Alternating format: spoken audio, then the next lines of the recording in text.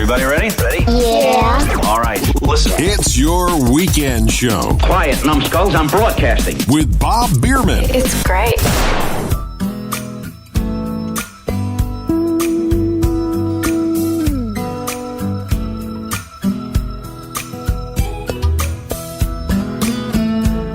And welcome to your weekend show. I'm your host, Bob Biermann. So glad that you're taking some time from your busy weekend schedule to spend it with me. Today's program, well, it's going to be kind of an unusual program in the respect that I have to record this program prior to the weekend in order to ensure that the program can be distributed in a timely manner to the radio stations that air your weekend show. And also give time to get the webpage updated and everything else that goes with the process of recording and editing this show. It's not just sitting down for 1 hour to record. It takes a little bit of research and time and thinking and getting your thoughts collected for a program of this nature. Today I'm recording the program on Thursday, the 27th of September. And here in the United States, as many people know, today is the day of this Senate Judiciary Committee hearing in Washington, D.C. because of the last-minute allegations against the candidate for the Supreme Court, Judge Brett Kavanaugh, and the accusations that came out, about 2 or so weeks ago at the last minute from an individual that claimed that he had sexually assaulted her when he was around 17 and she was 15. I don't want to comment too much about this particular situation, at least today. I've always prided myself in being very pragmatic and very open-minded and willing to listen. I think that's one of the most important things we need to do is to learn to listen to one another. But I will say this much right now, at this point. Once again, I don't know what will happen today. The hearings are just going a little while ago. I'm not watching them right now. I can't. And it is doubtful that the program will be, well, I can't hold the program up. So I don't know what the outcome of today is going to be. I don't know what'll happen tonight or on Friday or over the weekend, or into the first of next week. I don't know. But I will talk more about this situation next weekend because I do believe there's some things we need to think about in this process. I know from just observing the news media and social media how many people made up their minds in a split second that she was telling the truth. This is Dr. Christine Blasey Ford, that she must be telling the truth, or others that immediately said that it can't be. And I'm trying to be honest, and I'm trying to be the kind of person you would want me to be if somebody were accusing you of something, to at least listen. What I can say is the way the process has been used has been deplorable, despicable, and disgusting. These allegations have been around since July, and nobody said a word. One thing I did figure out today is Dr. Ford did not know, probably because of her attorneys, that the committee would have come quietly to California or their investigators to talk to her about this claim and deal with it and honor her request of anonymity.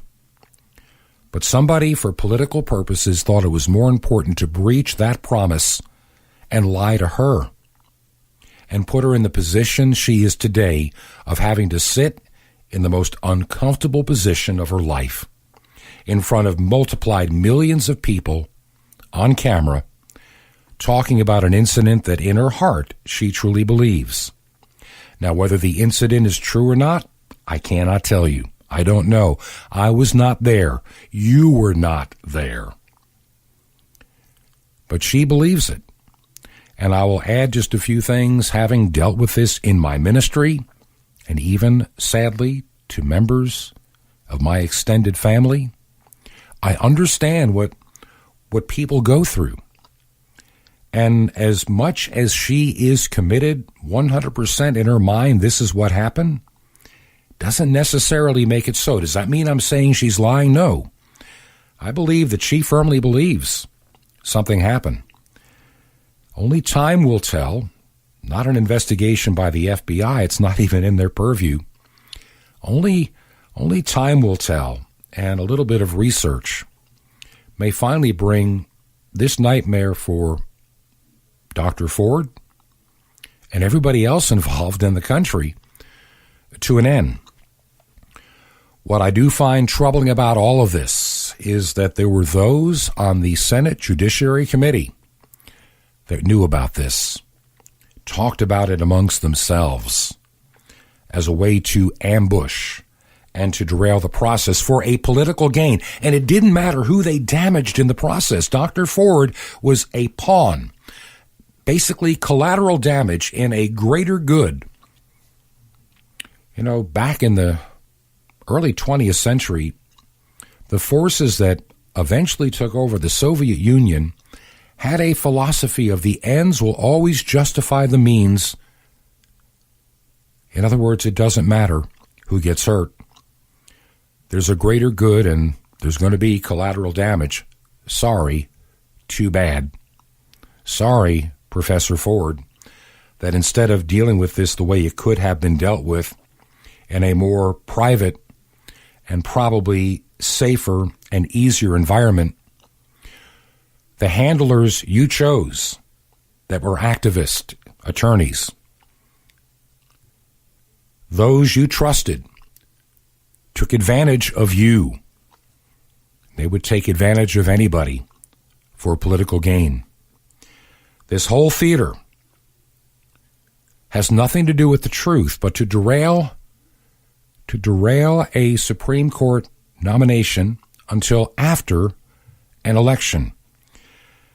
Because there is a fear. There's a fear that free and easy abortion could become more difficult in the United States because of Judge Kavanaugh holding some traditional and conservative views. I'm not even going to try to speculate on what he may or may not have done in his youth. It's really none of my concern. I don't know. I wasn't there. I know what life was like, a little over a decade before he came along. It wasn't a whole lot different. During my summers, I spent them on the North Shore of Long Island, which is some very, prestigious real estate, let's put it that way, where the movers and shakers and people that made tremendous amounts of income in New York City lived, went to yacht clubs, went to country clubs, sailed on their large boats every weekend.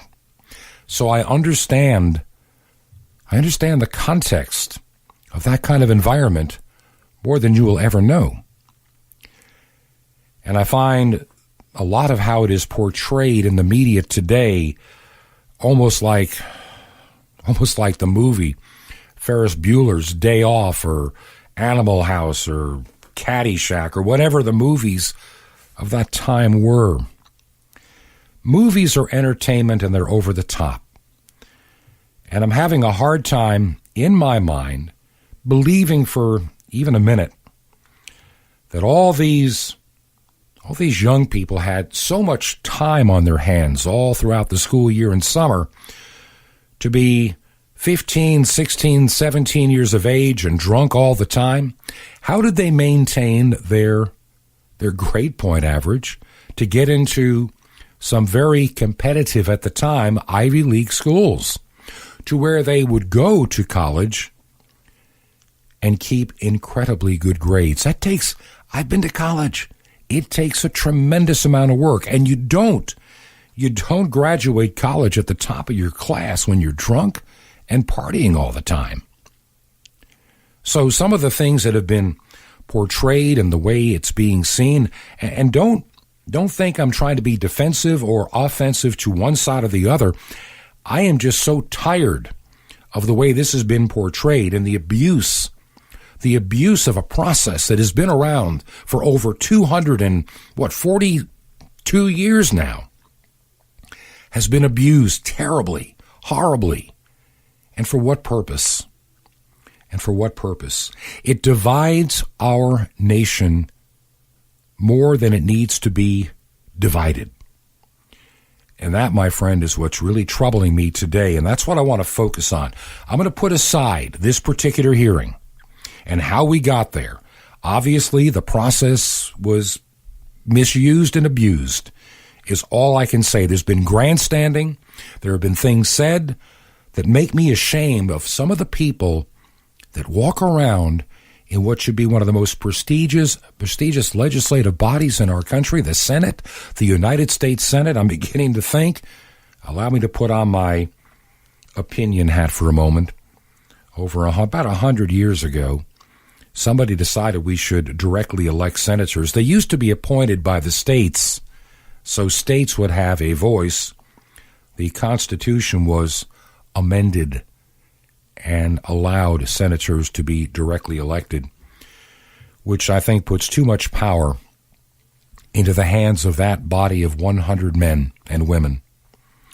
They're not even answerable to their own state governments. They become a body answerable to political parties and lobbyists more than what is right and what is wrong. At least when the Senate of the United States had to answer to their state governments, the states at least had a voice in what happened in Washington, D.C. What I see today in the Senate is beyond the word shameful.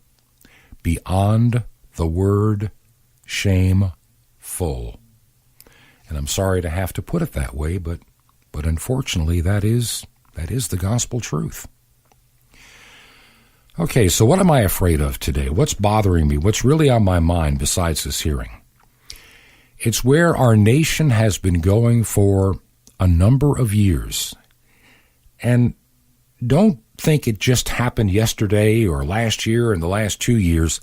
This process has been going on now for 20, 25, and 30, and my entire adult life since 1972. When I first was working and finishing up school. Maybe we didn't pay attention to it as much because we didn't have the 24/7 news cycles and talk radio and the internet and bloggers and podcasts and even shows like this. But there has been this element that has been gradually ratcheting up in ways that I never thought I would see in my lifetime. You know, I was corresponding with a friend of mine not long ago, and we were just kind of talking about where we have ended up in this world of ours today. And my attitude was, that we're fast approaching another 1968, but this one on steroids because of our communication abilities. This will be, a few weeks ago I did a program about the turbulent year of 1968 and a very pivotal year. And I think we're rapidly 50 years later coming into another kind of a 1968 culture all over again. But this one, because of internet, Facebook, cable, and satellite, everything we have today, our smartphones, will be vastly worse than what we saw back then. Somebody worried and had made a comment on something that I had written. They were afraid that maybe we are heading to a civil war. To which I answered, kind of, maybe a type of. But I don't think we're going to see a civil war like we saw in the 1800s, where there are artillery shells being fired on cities and towns. It's not going to be the Confederate forces coming into Gettysburg. It's not going to be Sherman's forces heading to Atlanta and to the sea. and all the carnage in between.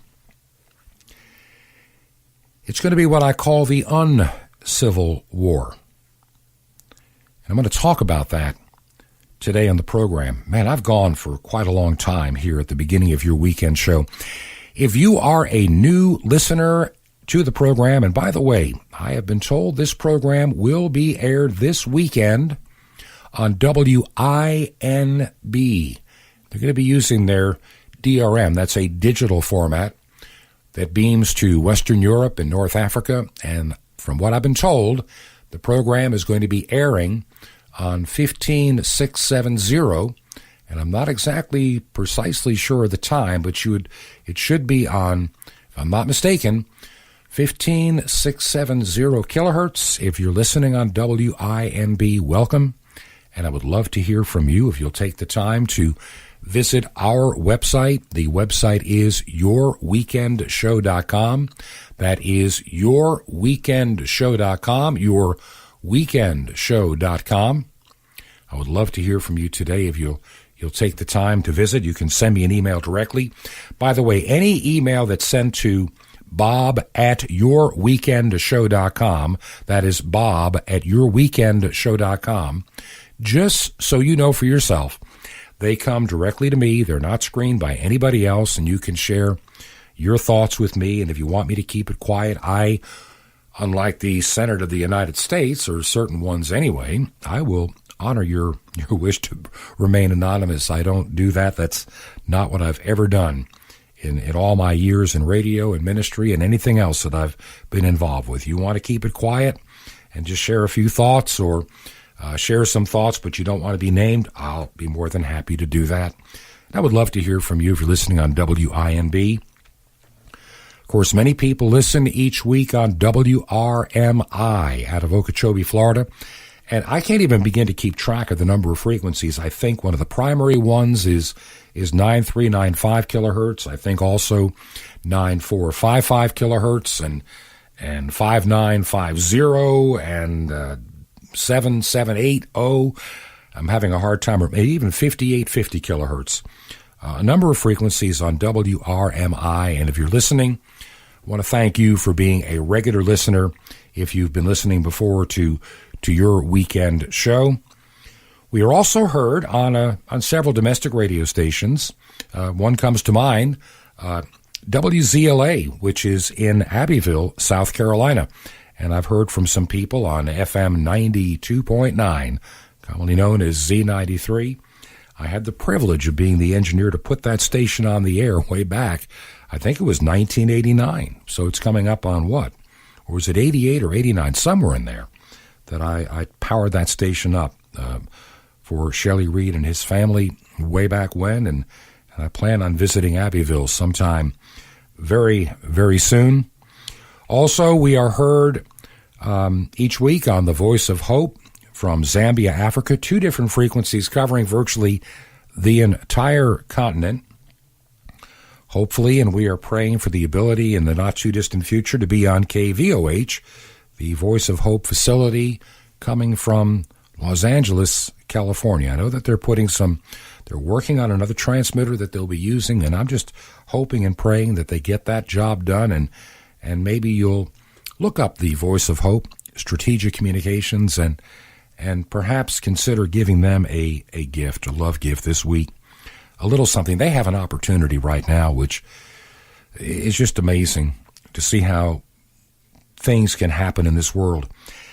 A number of years ago, they were granted permission to build a 50,000-watt AM radio station in the Middle East, and they are reaching into the Islamic culture and the Arabic countries with the good news of the gospel.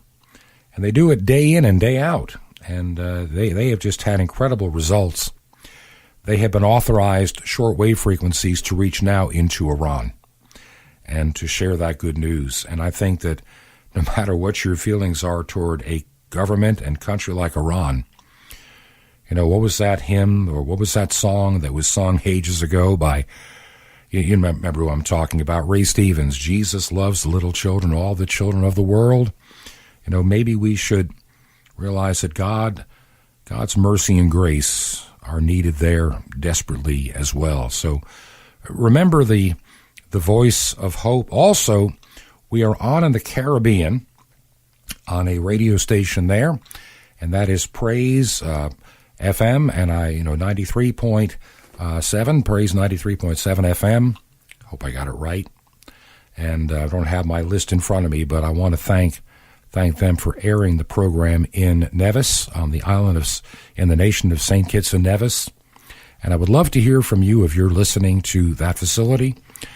We have others that carry us on line stations, and I'm thinking of Rockman Christian Radio. We've been there for almost 3 years now, maybe over 3 years.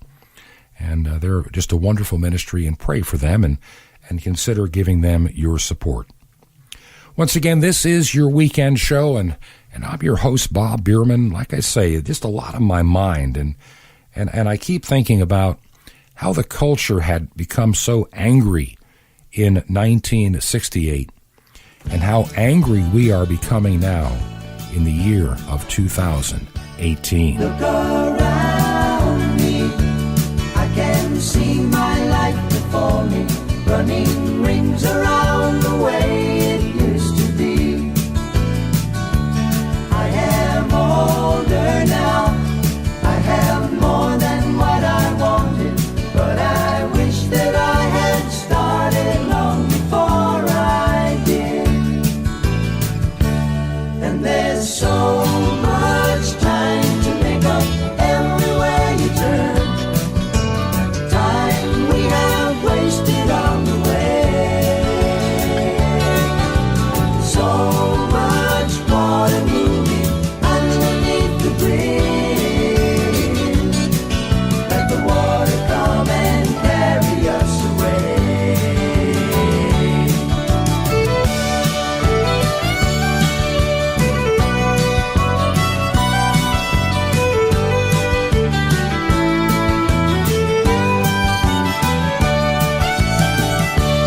Oh, when you were young, did you question all the answers? Did you envy all the dancers who had all the nerve? Look around you now, you must go for what you wanted.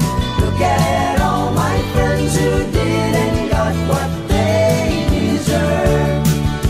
So much time to make up everywhere you turn, time we have wasted on the way. So much water moving underneath the bridge. Let the water come and carry us away. So much love to make up everywhere you turn, love we have wasted on the way. So much water moving underneath the bridge. Let the water come and carry us away. Let the water come and carry us away.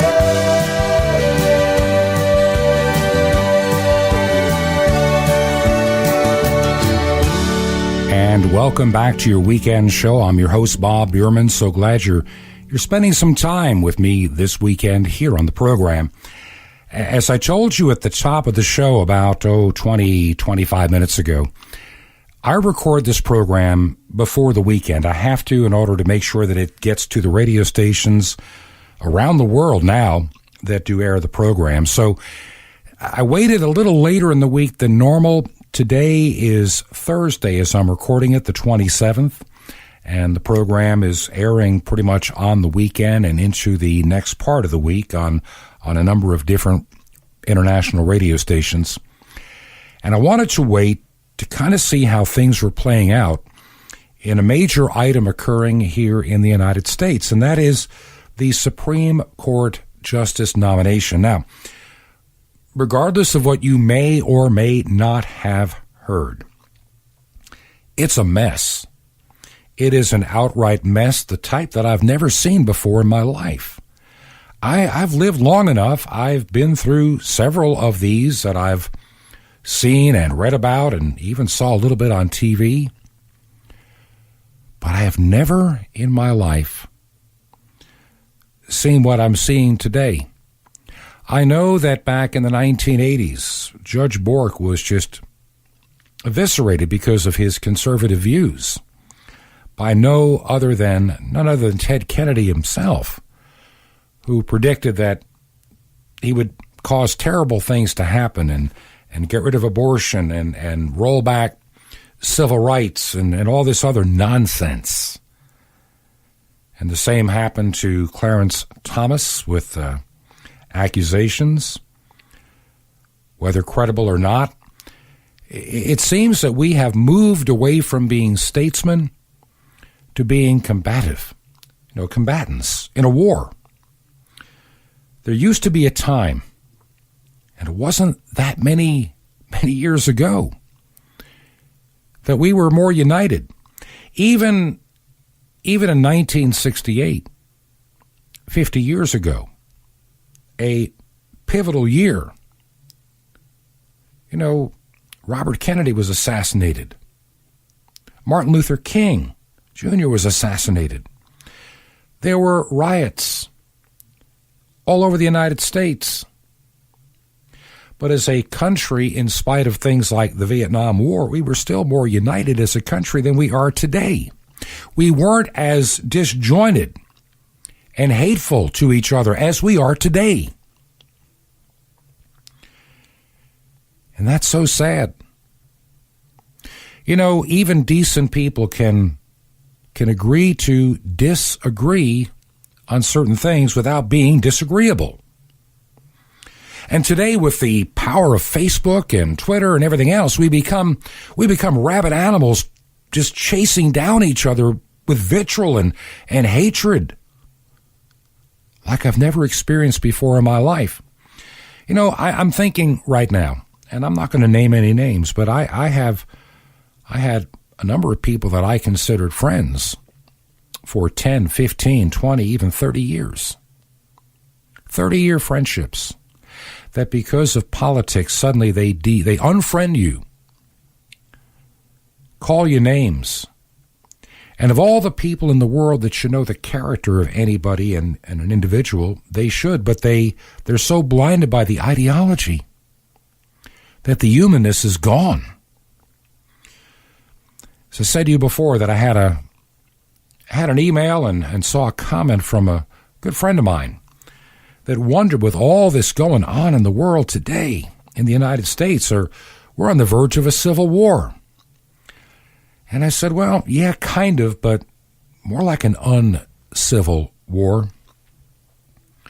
As I said before, we took a little music break. It's not going to be artillery in the streets and fighting in the fields. It's going to be a different kind of a warfare of separation and hate and increased division. You're going to see people in restaurants and stores when they're doing their thing being crowdsourced, and crowdsourcing will bring out mob mentality, and they're going to come and protest you while you eat if they disagree with what you think politically. People are going to be treated in very uncivil ways. Not everybody, but in certain parts of our country, places like Washington, D.C., perhaps maybe in the bigger cities like New York or San Francisco, Los Angeles, maybe even in Atlanta or Miami or Orlando, you will see this hatred amplified and louder. Maybe in places like where I live, part of my time with my wife in the mountains of Georgia where I'm recording this program, I may not experience it as much, but I'll see it on the TV. This angst and this anger and this division and this wanting power. And I've tried to put my finger on what is the root cause of all this incredible division. We can go back, look at 2001. September 11th, 2001, America gets attacked. You can debate all day long who did it, why, but the bottom line was 3,000 some odd Americans died in one day with airplanes hitting the ground or hitting buildings, whatever the case may be. And for a little while, even our divided politicians in Washington banded together with unity. And how long did it take before they went back to their hateful, divisive ways where they stab each other in the back, pretending they have decorum? We have been in this uncivil war for quite a long time. And it's only getting louder and louder and louder with each passing year. Parts of the mainstream media, they are willing participants in telling you how you need to live your life. Oh, they'll talk about it's all about women's choice, but no, they really want to tell you how to think, how to live. I'm going to go out on a limb here and say a few things that some of you are going to disagree with, and you are welcome to disagree. You have an opinion too, and I respect it. I have tried to put my finger on all this excessive division we see today. It used to be that entertainers and what have you could say things about politicians and get a laugh, and nobody was offended, nobody's feelings were hurt. There was no intent of being destructive. Just a good sense of humor. Today, many of these same so-called comedians are hateful and vitriol. And how many of you support them by watching their programs when you probably know deep inside you shouldn't? Some people try to talk to me and say, is all this what's happening in the United States part of the end times and our Lord's return? And my answer is an unqualified who knows. I wouldn't think that the problems that we're having in the United States today, in all honesty, would rise to the level of some kind of great tribulation as given to us in the Scripture. If that were the case, the same argument could have been made about the American Civil War, with brother fighting against brother and people shooting each other. The same could be said about the First World War, the Second World War. It could be said about many different times in our history over the past 2,000 years, the Dark Ages. Think about the time of the Crusades. A lot of people don't understand what the Crusades really were. It was more of a defensive battle because these hordes coming out of the Middle East were trying to invade Europe. They had already taken what is called the Holy Land, and they had worked their way across Africa. They had come up into Spain. They had come up into what's called Asia Minor, into Europe, with a goal of conquest. And people that saw their houses burned and people lying dead would have thought that was their apocalypse too. So we come into this time of what I call the uncivil war here in the United States. It's not a declared battle, but the battle lines are drawn. And we are a country that is divided. And a lot of people are divided in their ideology because of their upbringing and don't even understand the full reason for the battle. Well, I just hate that party, or I hate the other party, whatever the case may be. I was raised a Republican, I was raised a Democrat, and that's how it's going to be. They don't even think for themselves. Often I try to think for myself. I have major issues with both of the major political parties. Of course, I will admit that I have more issues with one of the parties than the other. Many, many more issues. because they come down to things like integrity, honesty, and the fact they willingly have been working so hard to divide us. And that's not right. That's not right. We've lived as a constitutional republic for well over 200 years. You know, it's been said, and I think it's probably true, that when the Continental Congress was putting the finishing touches on the Constitution that guides the United States, somebody asked Benjamin Franklin, well, what do we have, a monarchy or a democracy? And he said, a republic if you can keep it.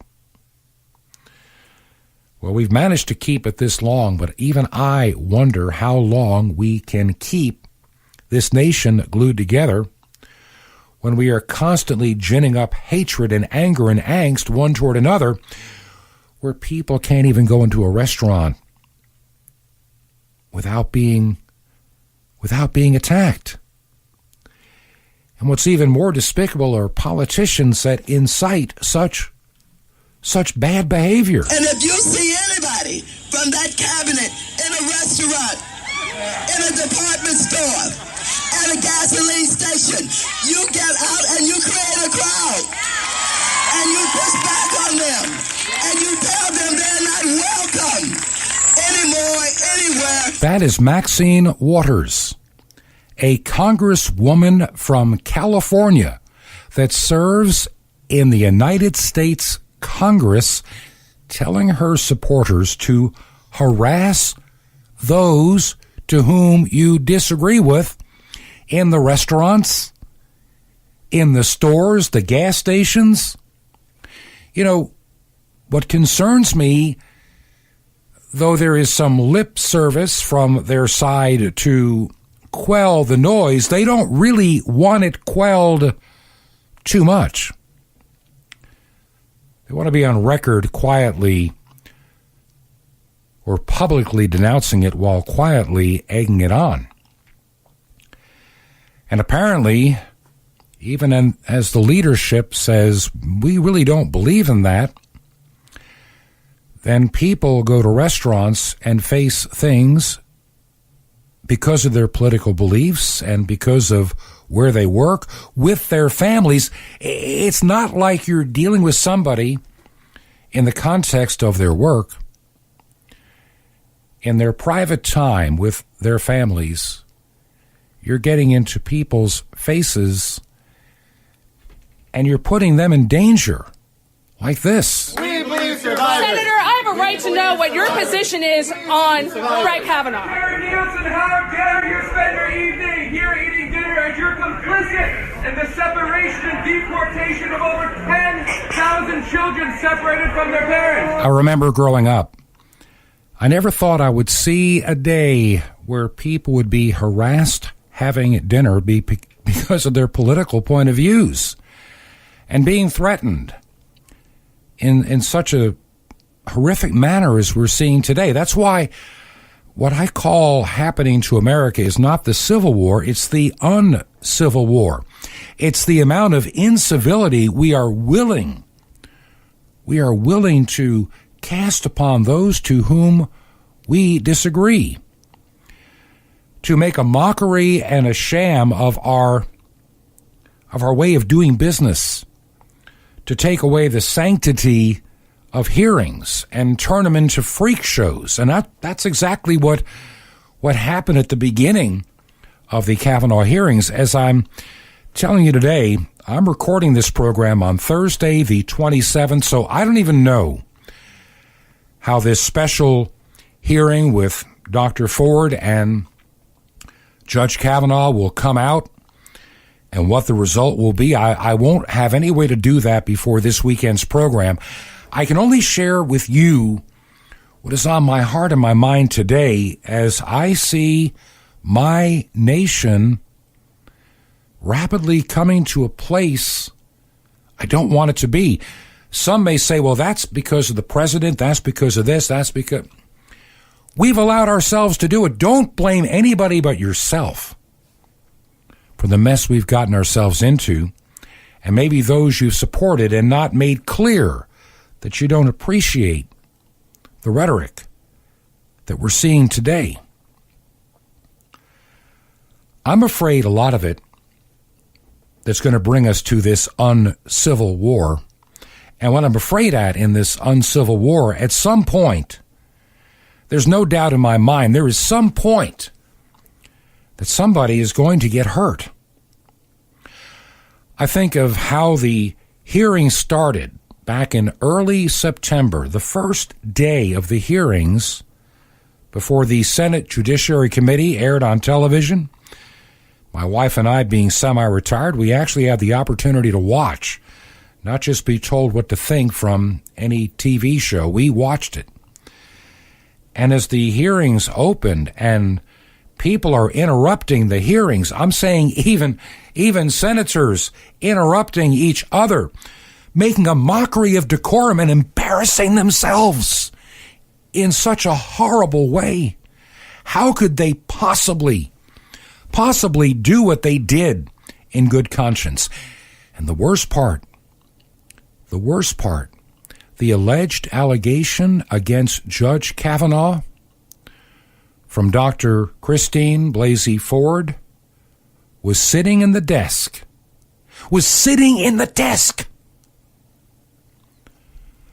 of a senator that should be thrown out of the Senate and censured, Dianne Feinstein, who kept that as artillery because they are determined to derail this nomination. You know, when you look at the lives of some of these great senators that have such a look down their nose opinion of what they consider crass and bad behavior, the same ones defending other senators that had done worse and think nothing about it. You know, Jesus once said, "Ye without sin cast the first stone."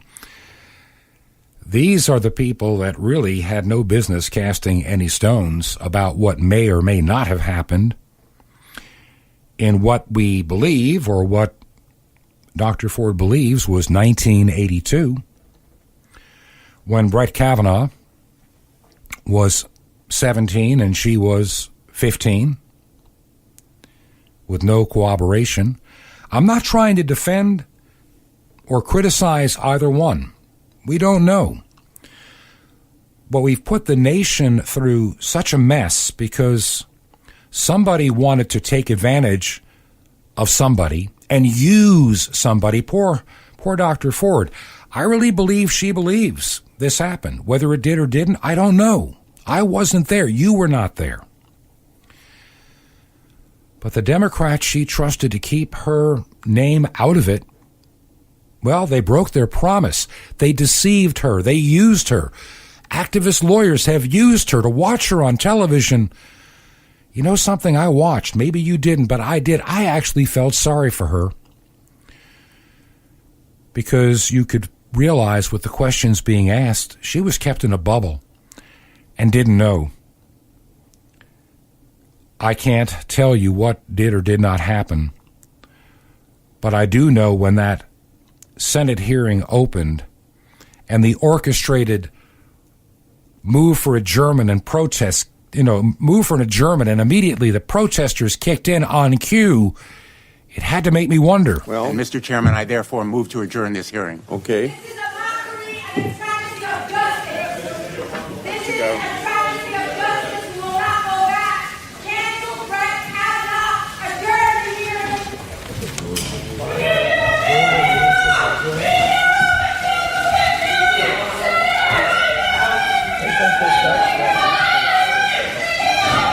If any of you watched the hearings like I did and my wife did, you saw that for the next 4 solid days.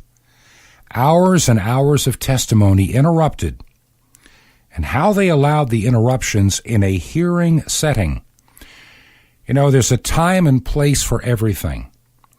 There have been plenty of time for protests, but to be invited in and understand something, senators had to allow certain people in. This was orchestrated. This was theater for the American consumption because, well, those in opposition to Judge Kavanaugh were determined to win at all cost. And they didn't care what it took. And they play you and I for suckers and fools and idiots to believe this stuff. I look at what happened in the hearing that's going on as I'm recording this program today. I'm missing it. I wish I could see most of it. I'll probably watch more of it later tonight on DVR. To what actually happened. We should never have gotten to this point. I've watched people accuse this judge of being a serial rapist. Come on. People have come out of the woodworks and told incredible lies. You know, one guy's saying, well, I knew a guy that named Mike and Brett that were up in Newport Beach or up somewhere, and they sexually harassed a friend of mine on a boat. Well, neither individual had ever been there, especially at the time cited in 1985. Just bogus, and the media just picked up on it and ran with it like it was true. Somebody else came out of the woodwork saying something that happened at Yale University in his freshman year. But she admits she couldn't remember who it was, and it took 6 days of talking with an attorney, and she's still not sure. And you find out from those that knew her, she stayed intoxicated quite a bit. I would love to know if she ever finished Yale, and what her grades were if she survived Yale. I don't know. But we know that Brett Kavanaugh did very well scholastically and worked very hard at Yale. That's something that I was in college. The excessive party people didn't make it. They were the C students. They're the ones that barely got by to graduate. The heavy drinkers and the heavy partiers. I knew them well. And I watched them diminish their future lives and plans, which is even sadder when you think about it. Then we have this attorney, if you can call him that. Yeah, I'm condemning the process today. Not so much, I'm not taking sides really. I mean, the jury's still out. I still want to know more. But the way this has been done, the process to me has been horrible. It has been literally something that no American should ever be allowed to go through. The things that have been said, the accusations made, the one that Michael Levante came up with, that story seems to be falling apart, and none of them really want to testify about it, but they make claims. And then last-minute ones from anonymous sources. This has been the whole way of doing it. This has been trial by ambush. And why?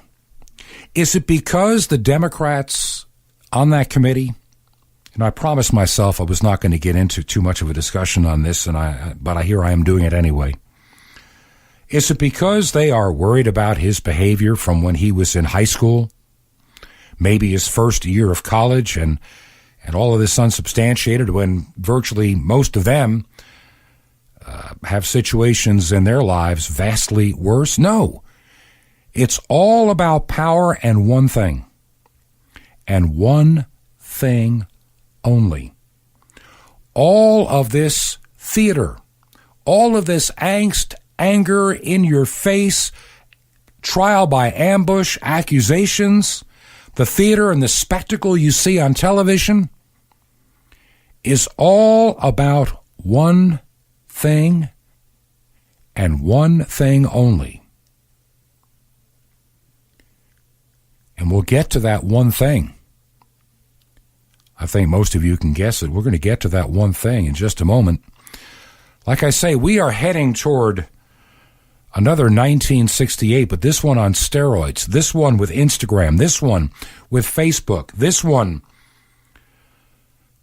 with cable and satellite and 24-hour news cycles, this one where families will be divided almost like they were in the first Civil War. And what will be different about this Civil War is going to be it's an uncivil war. We'll be dividing ourselves against each other and drawing battle lines. And people will be filled with such rage and such anger that my greatest fear in life is somebody, somewhere, somehow, from one side or the other, is going to push too hard, and somebody's going to be pushed over the edge, and somebody's going to get hurt or killed. And I hold those that have raised the level of rancor in this country. If that happens, the blood is on your damn hands. And I'm going to say it that way. I'm angry. I am angry at politicians saying, get in their face. Run them out of restaurants and gas stations. Politicians like that need to be censured and removed and impeached from their office as unfit to serve. You can disagree with Judge Kavanaugh on the issues. His life, his real life, since he graduated from college, has been impeccable. It has been impeccable. People have tried to make false accusations at the last minute, none of which have panned out. And I feel sorry for Dr. Ford as she had to testify today, and I haven't even heard the rest of what has gone on as I talk about this on your weekend program. I'm sure I'll have more to say about it next week. But I'm afraid of the uncivil war that is coming, and the true cost that will be paid for by Americans as this war becomes louder and angrier. Whether you like the current president or not is irrelevant. We're in a time of relative peace, a time with the lowest unemployment since I was working and before I was working. We're pushing 50 years. Lowest unemployment. Is the economy perfect? No, but it's growing. There's a lot of room for improvement. But we've come a long way. People are investing. People are planning for the future. People are hiring.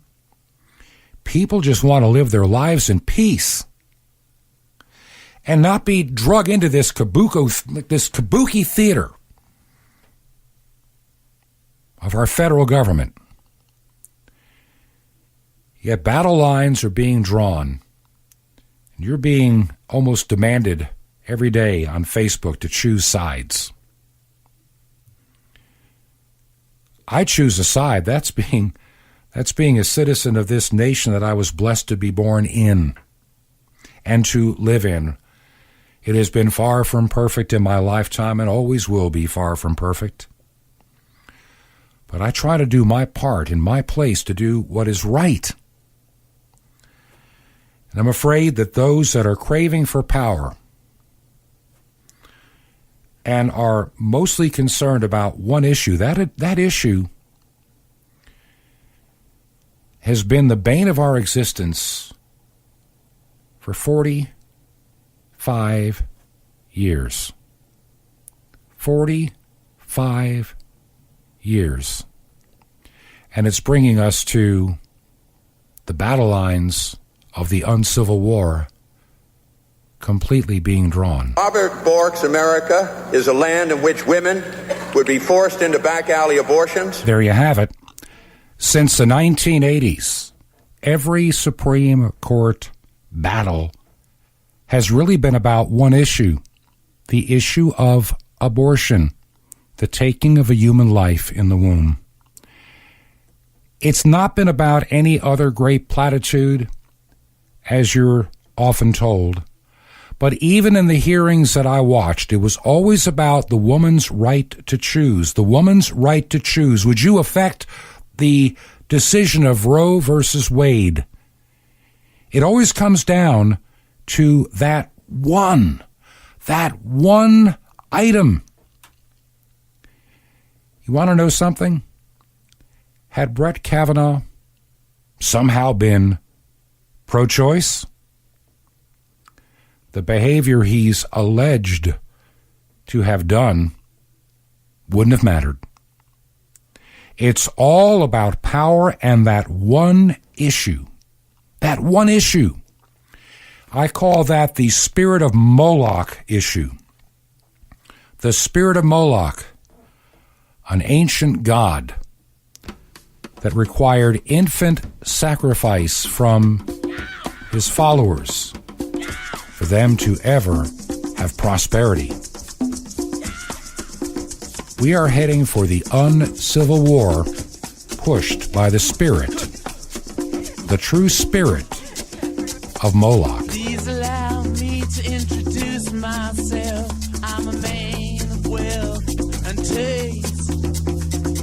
I've been around for a long, long year. Stole many a man's soul and faith. I was around when Jesus Christ had his moment of doubt and pain. Made damn sure there you have it in a nutshell, what it's all about. These hearings today and in the past several weeks that I have watched, and I remind you, I'm recording this program on the 27th in the middle of this hearing with Judge Kavanaugh and, of course, the one that made the accusations from his high school days, Professor Christine Blasey Ford. And I have to record the program prior to the weekend to make sure it gets to the radio station, so I can't comment on how everything came out today. But I can comment that the process that we have been through has been one that has been most unsavory and most un-American and most despicable, like I've never seen before in my life. By next week, I can have more of an assessment on what transpired as I kind of go through this with you. But regardless of what you think about this process, we are heading toward this uncivil war. It's all about power. It's all about abortion, to be quite honest. Power and abortion. The lack of the sanctity of life. And I believe our nation is standing at a time where it's going to be sowing what it has been reaping. Do I call these the end times? No. But it could be the end of the America that we have known for quite a long time. We'll talk about that next week. I want to thank you for listening. Don't forget the website, yourweekendshow.com. That is yourweekendshow.com. Would love to hear your thoughts about this weekend's program. I want to thank WINB. If you're listening, let me know. Of course, WRMI out of Okeechobee, many stations around the world carrying this program, and I would love to hear from you this week. Don't forget us on Facebook. Look for Your Weekend Show. Make it all one word, Your Weekend Show. And until next week, at this very same time, this is Bob Biermann wishing God's greatest blessings upon you. It's Your Weekend Show with Bob Biermann.